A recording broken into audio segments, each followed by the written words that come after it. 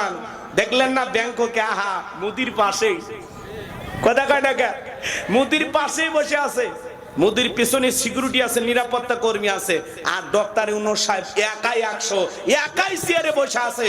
মুদি সাহেব যখন ডক্টর ইউনূস সাহেব ভিতরে প্রবেশ করেছেন যেখানে তাদের বৈঠক হবে, এই ভরা মজলিসে সমস্ত মানুষ ডক্টর ইউনূসকে সম্মান প্রদর্শন করে নরেন্দ্র মোদী সহ সবাই দাঁড়িয়ে গেছে। আল্লাহু আকবার বলেন।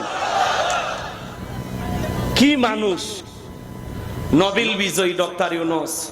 আমরা যখন কিছু প্রশংসা করি অনেকে বলে হুজুর আপনারা তো সুদের ওয়াজ ভুলে গেছেন। হ্যাঁ, ভালোকে ভালো বলতে হবে, কথা বলে ঠিক কিনা?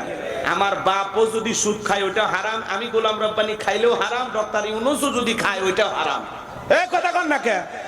আমরা কি সুদের ওয়াজ ভুলে গেছি? অবশ্যই ওয়াজ করি, কিন্তু ডক্টর ইউনূস সাহেব বর্তমানে যা করতেছে